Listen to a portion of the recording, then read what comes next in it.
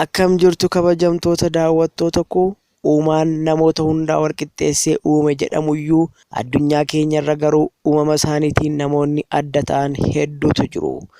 Ajab uumaa Rabbii, kunis jira namoota isin jechisiisan, namoota dinqii addunyaa keenyaa isinittan himaa na faana tura. Namoonni chaanaalii kana sabiskiraayib hin goone sabiskiraayib gochuu hin dagatinaa. Kurnaffaa intala luka dheeraa qabdu. Intalli jiraattuu magaalaa Teeksaas taate kuni maqaan ishee Meesii yommuu ta'u, uumamni luka dheeraa ishee badhaaseera. Intalli sololoon hojjaan ishee gama ga'u kuni lukti ishee seentimeetirii 135 dheerata. Meesiin dheerinni hojjaa ishee seentimeetirii 200 ta'uyyuu dheertuu addunyaa keenyaa garuu miti. Sababni isaas Meesiin luka ishee malee hojjaan ishee dheeraa miti. Mudhii ol hangas mara dheertuu hin jedhamtu. Intalli kun dheerina luka ishee irraan kan ka'e magaalaa Ameerikaa keessatti faashinoota adda addaa daawwachiisuu fi dhaabbilee adda addaaf beeksisa hojjechuutiin beekamti. Saglaffaa dubartii qeensa dheeraa qabdu. Dubartiin Diyaanaa jedhamtu kun dheerinni qeensa ishee seentimeetirii 306 yommuu ta'u, namoonni hedduu ishee dinqisiifataniiru. Diyaanaan qeensa ishee qorachuu kan dhaabde erga intalli ishee duutee ta'uu dubbatti. Qeensa ishee guddistee gadda intala isheef qabdu mul'isuuf akka ta'es ni dubbatti. Diyaanaan qeensa ishee kana miidhagsuudhaaf qalama adda addaa kan itti dibdu yommuu ta'u, qeensa ishee tokko dibuuf qofa qalama tokkotu ishee barbaachisa. Haa ta'u malee Diyaanaan qeensi ishee baay'ee dheeraa waan ta'eef hojiilee adda addaa hojjechuuf ishii danqa. Dheerinni qeensa ishee kun namoota hedduutiin dinqisiifannaa kan kenneef yommuu ta'u, galmee dinqisiisuu addunyaa keenya irrattis galmoofteetti. Saddeetaffaa Naataashaa Kiraawun. Naataashaa Kiraawun dubartoota addunyaa keenyaa taa'umsa guddaa qaban keessaa ishii jalqabaati. Haa ta'u malee taa'umsi Naataashaa Kiraawun kun kan uumamaa osoo hin ta'in nam-tolcheedha. Naataashaan uumama isheetiin taa'umsi ishee xiqqoo kan ture yommuu ta'u, pilaastik sarjariidhaan haadha taa'umsa guddaa ta'uu dandeesseetti.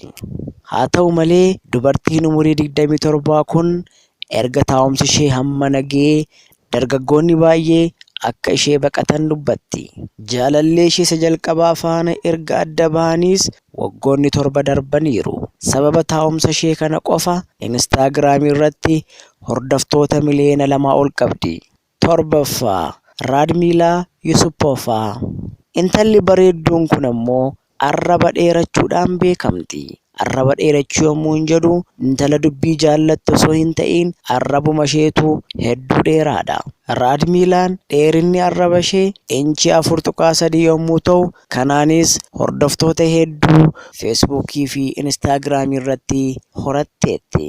Jaffaa Joon Faalkoon. Joon Faalkoon taatoo fiilmii biyya Ameerikaa yommuu ta'u, wanti inni ittiin beekame immoo waan ajaa'ibsiisaadha. Taatoo fiilmii biyya Ameerikaa haa ta'uyyuu malee kan inni ittiin jalqaba xiyyeeffannoo argate garuu qaama saalaa isaatiini. Qaamni saalaa isaa hedduu dheeraadha. Namichi kun abbaa meeshaa dheeraa addunyaa keenyaati. Qaamni saalaa namicha kanaa inchii 13.5 ta'uunsaas mirkanaa'eera. Faalkoon dhimma kanaan beekamuunsaa badaa isa gammachiisuu baatus garuu fiilmiiwwanii fi sagantaalee adda addaa irratti hirmaachuudhaan galii guddaa ittiin argachaa jira. Shanaffaa dubartii rifeensa dheeraa qabdu. Hawwiin dubartoota hedduu rifeensa dheeraa qabaachuu akka ta'e shakkii hin qabu. Intalli Aayishaa Maandeellaa jedhamtu kun rifeensi ishee hedduu dheeraa ta'uurraan kan ka'e galmee dinqisiisoo irratti galmoofteetti. Rifeensi ishees seentimeetirii 596 ol kan dheeratudha. Aayishaan rifeensa ishee kunuunsuu kan eegalte umurii ishee waggaa 10 irraa eegaltee akka ta'es dubbatteetti. Afuraffaa namicha ija guddaa qabu. Namichi lammii biyya Biraazil maqaan isaa Sidnii Moskiitoo jedhamu kun immoo ija babaasuudhaan beekama.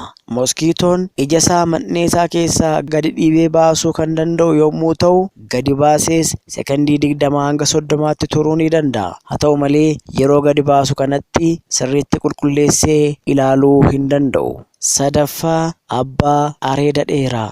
Namichi kun Raamsii jedhama. Lammii biyya Hindii yommuu ta'u, areedi isaa hedduu dheeraa ta'uudhaan dinqisiifatameera. Raamsiin abbaa areeda dheeraa yommuu ta'u, kanaanis galmee dinqisiisoo addunyaa keenya irratti galmaa'eera. Namichi kun areedni isaa kennaa Rabbii akka ta'e kan amanu yommuu ta'u, namoonni hedduus areeda isaa akka hawwan dubbateera. Lammaffaa dubartii faana dheertuu.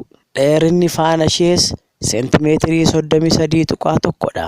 Taaniyaan dheerina faana ishee kanaanis riikardii addunyaa keenyaa cabsiteetti. Faanni ishee dheeraa waan ta'eef kophee isheetti ta'u salphaatti argachuu hin dandeessu. Kophee miila isheetti kaattus ajajaan akka hojjechiifattu dubbatteetti.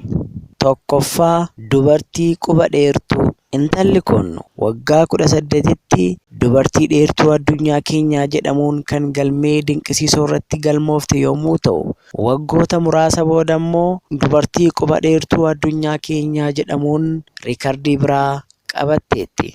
Riimiin dheerinni quba ishee seentimeetirii 11.1dha. Dheerina hojjaa ishee irraan kan ka'es bakkaa bakkatti bifa salphaa ta'een socho'uu waan hin dandeenyeef yeroo hedduu wiilcharii fi dhaabbata fayyadamtee sochooti. Kabajamtoota daawwattoota koo, viidiyoon ani isinii qopheesse kana fakkaata ture. Yoo isinitti tole sabiskiraayib, laayik gochuudhaan na jajjabeessaa. Hanga sagantaa itti aanutti nagaan naa tura.